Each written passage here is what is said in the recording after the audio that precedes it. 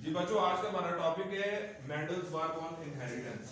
Inheritance तो कल हम समझ चुके थे कि क्या होता है, transmission of characters from parents to offspring.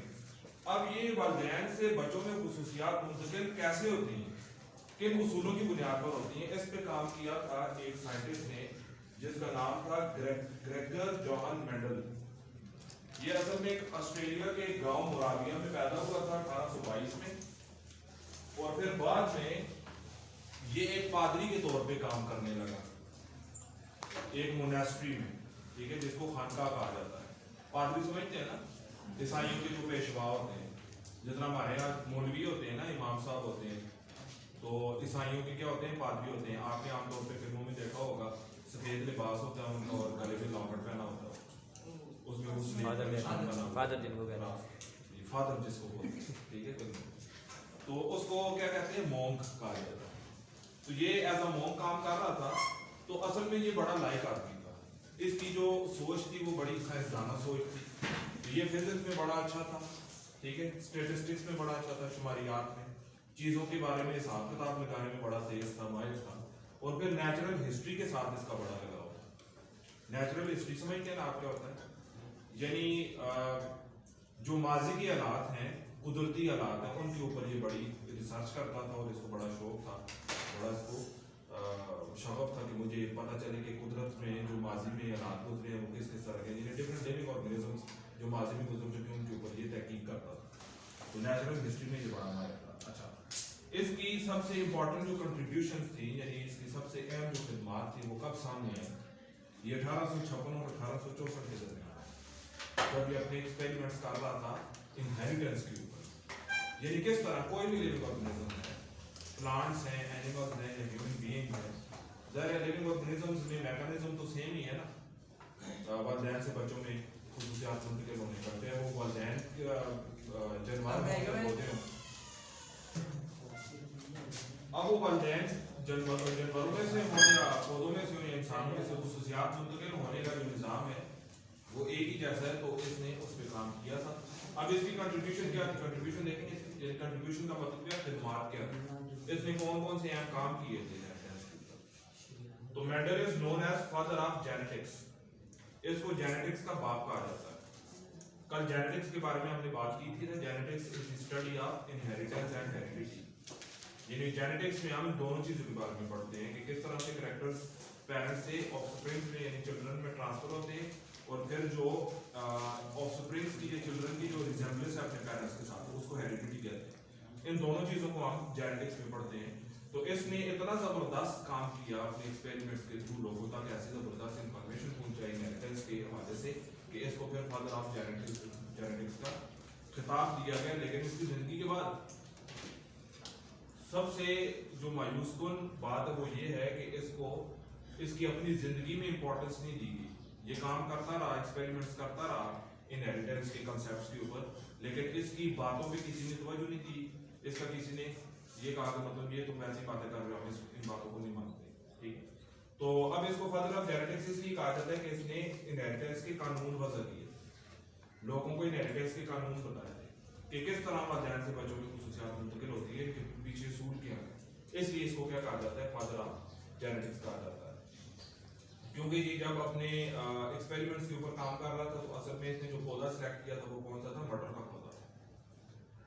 Garden pea plant इसको कहते हैं, आम जो बागों में लगने वाले मटर के पौधे होते हैं, उस पौधे पे इसने काम किया था। और इसने फिर अपना एक रिसाला जो है वो शाया किया था बहुत बड़ा, जिसका नाम क्या था, नेचुरल हिस्ट्री, ठीक है ना, यानी कुदरती तारीख। तो एक जर्नल का क्या मतलब होता है, बहुत बड़ा एक रिसाला होता है। आपने अंग्रेजों के आमतौर पर रिसाले देखे हुए होंगे। तो इसने काम 1856 और 1864 के बीच में किया था। लगातार ये एक्सपेरिमेंट्स करता रहा। तो जितने रिजल्ट्स इसको मिलते रहे उन रिजल्ट्स की बुनियाद पे इनको नोट करता रहा, क्योंकि ये क्या था, स्टैटिस्टिक्स में माहिर था, ये डेटा बनाने में बड़ा माहिर था, ठीक। अच्छा, ये 1866 में इसका ये रिसाला शाया हुआ था इनहेरिटेंस के ऊपर सारे का सारा। लेकिन मेंडल जो है वो फिर 1884 में बहुत हो गया था, मर गया था। लेकिन इसके काम को इतनी अहमियत और तरजीह नहीं दी गई उसकी अपनी जिंदगी में। बाद में फिर साइंटिस्ट आए जिन्होंने इनहेरिटेंस के ऊपर मजीद काम किया, तो उनको पता चला कि वाकई यार ये तो मेंडल बहुत अहम काम करके गया है। جس کی قدر ہم نے اس کی زندگی میں نہیں کی. تو بعد میں پھر اس کو فادر آف جینیٹکس کا نام دیا گیا جب سائنسدانوں کو پتہ چلا کہ واقعی اس نے جو کام کیا ہے بڑا زبردست کیا ہے. تو اس وقت سمجھ ہی نہیں آئی تھی. ٹھیک. اب مینڈل کو کامیابی کیوں ملی انہیریٹنس کے کانسیپٹس کو سمجھنے میں؟ اس کی دو بیسک وجوہات ہیں. سب سے پہلی سسٹمیٹک اپروچ. اس کی جو اپروچ تھی, اس کا جو سوچنے کا انداز تھا, اس کا جو چیزوں کو آبزرو کرنے کا انداز تھا, وہ بڑا ڈفرنٹ تھا باقی لوگوں سے. کیونکہ اس کی سوچ کیا تھی؟ سائنٹیفک سوچ تھی. وہ چیزوں کو سائنسی انداز میں دیکھتا تھا کہ یہ ایسا کیوں ہو رہا ہے. اور سسٹمیٹک اپروچ کا مطلب یہ ہے کہ کوئی بندہ اگر کسی چیز کو دیکھتا ہے نا, تو اس کے بارے میں اس کے ذہن میں جتنے بھی سوالات آتے ہیں, تو ان سوالات کو جاننے کے لیے وہ سائنٹیفک میتھڈ اپلائی کرتا ہے جو آپ 9th کلاس میں پڑھ چکے ہیں. یہ سب سے پہلے آپ کے دماغ میں کوشچن آئے گا کہ ایسا کیوں ہو رہا ہے. پھر آپ کیا کریں گے؟ اپنے پریویس نالج کے مطابق اس کی ہائپوتھیسز آپ پروپوز کریں گے کہ میرے خیال میں اس کا یہ مطلب ہے. پھر اس کو پروو کرنے کے لیے کیا کریں گے؟ ڈیڈکشن کریں گے. اگر ایسا ہوتا ہے تو پھر ایسا ہوتا ہوگا. ایف اینڈ دین کی جو اسٹیٹمنٹ ہے ہم نے پڑھی تھی. پھر ایکسپیریمنٹس کر کے اس چیز کو پروو کرنے کی کوشش کی جائے گی. اور ایکسپیریمنٹس کرنے کے بعد آپ کے پاس جتنا بھی ڈیٹا اور رزلٹ آئے گا, اس کی انالیسس کے بعد آپ کیا کریں گے؟ رپورٹ دے دیں گے کہ میرے نزدیک میرے ایکسپیریمنٹس کے رزلٹ کے مطابق یہ رپورٹ آنی چاہیے. ٹھیک ہے. تو اس کی اپروچ کیا تھی؟ سسٹمیٹک تھی. تو مینڈل کا سوچنے کا انداز اور اس کا کسی چیز کو آبزرو کرنے کا انداز بڑا سسٹمیٹک تھا, یعنی بڑا ترتیب کے ساتھ ہوتا تھا. اس نے ہمیشہ اپنے شاگردوں کو, وہ ایک ٹیچر بھی تھا سائنس کا, ٹھیک ہے نا, وہ اپنے اسٹوڈنٹس کو اس نے ہمیشہ چیزیں جو سکھائی ہیں وہ ہمیشہ ریشوز میں, تناسب میں سکھاتا تھا.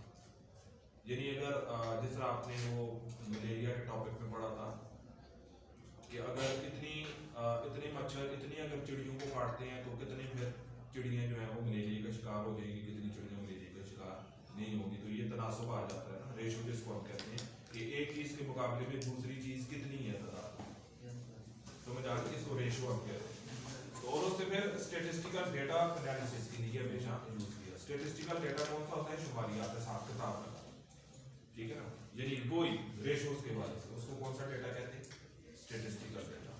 ٹھیک ہے. جس طرح ہم اپنے اگر کنٹری کی بات کریں, ہم کہتے ہیں کہ اگر ہمارے ملک میں اتنے پیسے ہوتے تو ہم اتنا مطلب جی ڈی پی ہماری ہوتی ہے, اتنی ہم ترقی کر سکتے تھے. یعنی اس میں بھی اگر اور پھر کی اسٹیٹمنٹ ہے. اگر ہمارے پاس اتنا خزانہ ہے تو ہم یہ کر سکتے ہیں. اگر ہمارے پاس مطلب اگر اتنے کورونا کے مریض ہیں تو ہمیں اتنا نقصان ہوگا.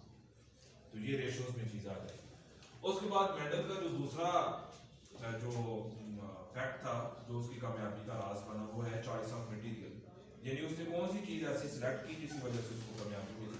تو سب سے پہلی چیز یہ ہے کہ اس نے گارڈن کی پلانٹ کو سلیکٹ کیا. اپنے ایکسپیریمنٹ کے لیے اس نے مٹر کے پودے کو سلیکٹ کیا. اب مٹر کے پودے کو سلیکٹ کیوں کیا؟ اس کی یہ وجوہات. سب سے پہلے کہ جو مٹر کا پودا ہے اس کا لائف سائیکل بڑا شارٹ ہے, یعنی تقریباً 3 ماہ کے اندر اندر وہ اگتا بھی ہے, بڑھتا بھی ہے, پھول بھی پیدا کر دیتا ہے اور پھر مٹر بھی پیدا ہو جاتا ہے. یعنی 3 ماہ کے اندر اندر اس کا پورا لائف سائیکل کیا ہو جاتا ہے؟ کمپلیٹ ہو جاتا ہے. تو اس کو ریزلٹس آسانی سے اور جلدی سے مل جاتے ہیں, اس لیے اس نے گارڈن پی پلانٹ کو سلیکٹ کیا.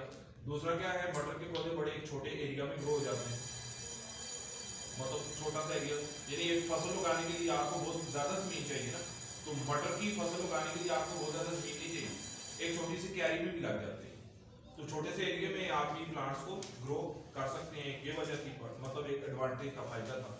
اس کے بعد پھر مٹر کے پودے میں بہت زیادہ ورائٹیز آ جاتی ہیں, ٹھیک ہے نا, مختلف قسم کی تقریباً 34 قسم کی ورائٹیز آ جاتی ہیں مٹر کے پودے میں. تو ڈفرینٹ ورائٹیز کو اسٹڈی کرنے سے ڈفرینٹ ریزلٹس اس کو مل رہے تھے. پھر وہ ان کے اوپر ریسرچ کر کے تو اپنے انہیریٹنس کے کانسیپٹس کو اپنے پاس نوٹ کرتا رہا. اچھا, اس کے بعد مٹر کے پودوں میں دونوں طرح کی پولینیشن ہوتی ہیں. پولینیشن تو ہم پڑھ چکے ہیں, transfer of pollen grains from anther to stigma of the female part of the flower. تو سیلف پولینیشن بھی ان میں ہوتی ہے اور کراس پولینیشن بھی ہوتی ہے. تو یہ بڑا ایک ایڈوانٹیج تھا اس کو کہ کسی بھی طرح پودے کو اگانا مشکل نہیں تھا. اگر سیلف پولینیشن نہ ہوتی, کراس پولینیشن ہوتی تو اس کے لیے زیادہ مشکل ہوتا, کیونکہ سیلف پولینیشن خود ہی ہو جاتی ہے. کراس پولینیشن سے یہ ہے کہ ایک پلانٹ کے فلاور سے میل پارٹ سے پولن اٹھا کے پھر دوسرے پلانٹ کے فیمیل پارٹ کے اسٹگما پہ اوپر خود گرانے پڑتے ہیں, یا پھر نیچرلی اگر ہو تو ونڈ اور انسیکٹس کے ذریعے ہوتا ہے. سیلف پولینیشن تو خود ہی ایک ہی فلاور کے اوپر ہو جاتی ہے. تو یہ بھی اس کا ایک فائدہ تھا. دوسرا یہ تھا کہ پی پلانٹس ریمین سیف فرام پیسٹسائڈ. عام طور پہ جو مٹر کا پودا ہوتا ہے اس پہ کیڑے وغیرہ اٹیک نہیں کرتے تو یہ سیف رہتا ہے, بچا رہتا ہے. یعنی آپ اگر مٹر کے پودے لگاتے ہیں تو آپ کو یہ خطرہ نہیں ہوتا کہ مٹر کے پودے ضائع ہو جائیں گے, کیڑا ان کو خراب کر دے گا. ٹھیک ہے, تو یہ 5 پوائنٹ تھے جن کی وجہ سے اس نے پی پلانٹ کو سلیکٹ کیا, پھر اپنے سارے کے سارے ایکسپیریمنٹ اس نے پی پلانٹ کے اوپر کیے. اچھا, اب پی پلانٹ کی کون سے کریکٹرز اس نے اسٹڈی کیے میڈل نے. اب کریکٹرز کی ہم نے بات کی تھی, کریکٹرز کو کیا کہا جاتا ہے, ٹریٹس کہا جاتا ہے, خصوصیات ان کو, جو فزیکل پراپرٹیز ہیں, جو فزیکل ٹریٹس ہیں جو سامنے دیکھنے میں نظر آتی ہیں, آنکھوں کا کلر ہو گیا, ہائٹ ہو گئی, یہ ساری چیزیں کیا ہیں, ہم ٹریٹس کہتے ہیں. تو اس نے کیا کہ مٹر کے جو بیج ہیں ان کی شیپ کو اسٹڈی کیا کہ آیا کہ میں جو مٹر کے پودے اگا رہا ہوں ان میں جو مٹر پیدا ہوں گے ان کا جو بیج ہے وہ راؤنڈ ہوگا یا رنکلڈ ہوگا. راؤنڈ گول ہوتا ہے, رنکلڈ جھری والا, مطلب جو آپ اپنی زبان میں اس کو کیا کہتے ہیں, سلوٹیجز پہ پڑی ہوتی ہیں بہت, مطلب آپ کہہ سکتے ہیں شرنکڈ, سکڑا ہوا بیج ہوتا ہے, ایک گول ہوتا ہے ایک سکڑا ہوا بیج ہوتا ہے, اس کو رنکلڈ کہتے ہیں. اس کے بعد کلر آپ ویڈیوز سے دیکھا, مٹر کے آپ نے بعض بیج دیکھے ہوں گے, کچھ سبز ہوتے ہیں کچھ پیلے پیلے ہوتے ہیں, تو اس نے یہ ٹریٹ اسٹڈی کی. اس کے بعد ہائٹ آف پلانٹ, مٹر کا پودا جو وہ اگا رہا ہے اس کی ہائٹ کیسی ہے, یعنی وہ ٹال پلانٹ ہے جو اگ رہا ہے جو اس کے سامنے آیا ہے, یا وہ ڈاف پلانٹ ہے. ڈاف اس کو کہتے ہیں شارٹ, جو قد میں چھوٹا ہوتا ہے اس کو کیا کہتے ہیں, ڈاف. اس کے بعد پھر اس نے مٹر کے پودے کے اوپر جو پھول لگے ہوتے ہیں ان پھولوں کی پوزیشن اس نے اسٹڈی کی کہ پھول بالکل پھول ٹاپ پر ہے یا سائڈ پر ہے. ایکسیل کا مطلب کیا ہے, سائڈ پر, اور ٹرمینل کا مطلب کیا ہے, ٹاپ پر. اور پھر کلر آف پوڈ, پوڈ کس کو کہتے ہیں, وہ پیکٹ جس کے اندر مٹر ہوتا ہے جو آپ بازار سے خرید کے لاتے ہیں اس کو کیا کہتے ہیں, پوڈ. اس پوڈ کا کیا کلر ہے, گرین ہے یا یلو ہے. تو ڈفرینٹ ورائٹیز اس میں آ جاتی ہیں, لیکن اس نے یہ چاند جو ورائٹیز ہیں ان ڈفرینٹ ٹریٹس یا کریکٹرز اس نے اسٹڈی کی, اور پھر اپنے ریزلٹس کو وہ ریکارڈ کرتا گیا, اور پھر اس نے اپنے ان ریزلٹس کی بنیاد پہ لاز آف انہیریٹنس کو پروپوز کیا, جو ہم انشاءاللہ اگلے